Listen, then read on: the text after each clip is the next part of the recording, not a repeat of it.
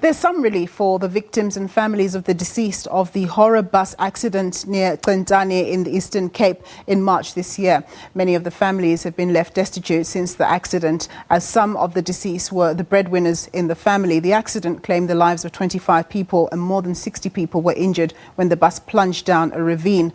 The relief intervention is a project between the government and business people from the province. Well, for more on this, I'm joined by my colleague Yanga Funani, who's standing by for us in Centane. Over to you.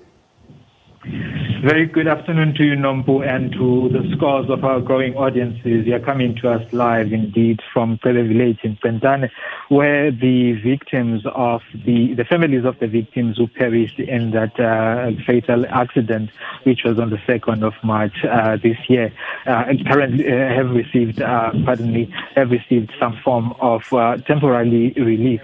Now, we remember that on the 2nd of March, it was just a normal day where the pensioners and people who are SASA beneficiaries traveled from Mazepa Bay to Centane, which should have been a journey of 42 kilometers, of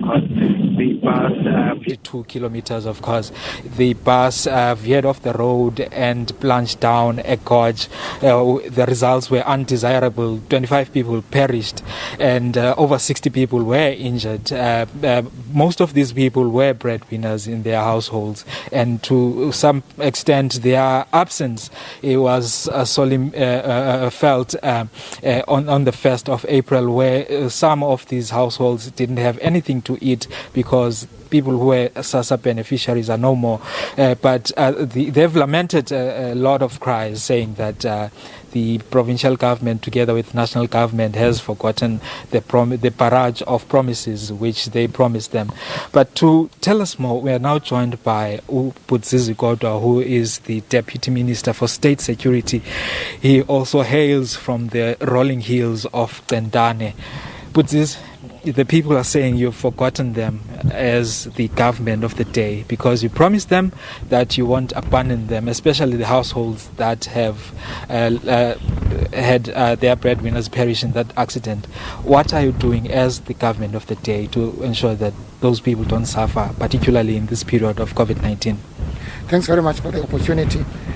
As you are aware that the constituency office in Centane, we took a decision between myself and the MPL, whom I work with in the constituency office, that we should do something for the 25 families who their loved ones perished in the accident we just referred to. But as you are aware that there are a number of things that this community of Centane, but also of Chebe, were promised by different offices that they will do certain things. It is in our program as a constituency office that we want to do certain things to develop this area. You know that when schools reopened, for an example, we had a meeting with all school principals in the area of Centane to find out the difficulties, including access roads, water, and other things. And we're implementing that program when COVID-19 unfortunately disrupted that plan.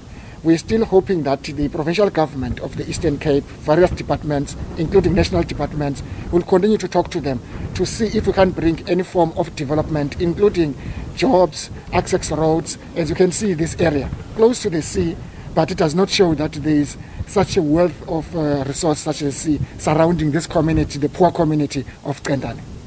You've just mentioned that this area is at the doorstep of the Indian Ocean, and there's plenteous opportunities for development. 26 years into democracy, but nothing is really happening. What's wrong? No, a lot has happened, but we are aware that given the history of the province and the number of challenges, but we don't want to generalize our responsibility as a constituency office, parliamentary constituency office based in Centane, in town. We want to make sure that we do our bit to develop the area. As you can see, even the food parcels which is distributed to the families of the bereaved doesn't mean much, but I think it will go a long way to make sure that at least during this difficult period of COVID, of lockdown, they are able to bring something on the table. Of course, there is a lack of development in the area, and we hope that post-COVID we will see some movement given some of the promises which were made by various offices of government. Many have argued, Budzizi, that rural development is not really a priority for the government of the day. We drove behind you past Butterworth. People are still flocking there, and there's no social distancing because there's no town which is really ready to cater for their services. Is it not a fault that so many years into democracy, rural people still have to travel to town to get essential services? What COVID-19 has done, it has exposed the fault lines of poverty, unemployment in the country, of inequality. The fact that people from as far from these villages, the only nearest town is Butterworth, for them to travel because there is no development, there is nothing that they can do in the villages. It poses a challenge to us as a government.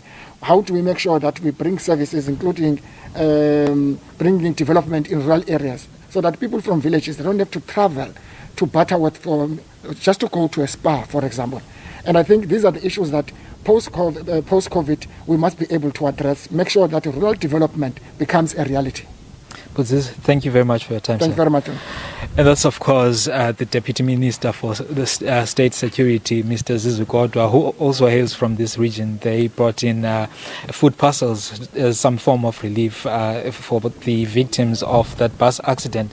He says that they had plans in place, but before the COVID-19 pandemic, saying that they would focus on development on this in this particular area. One will remember that people have been lamenting about poor road networks.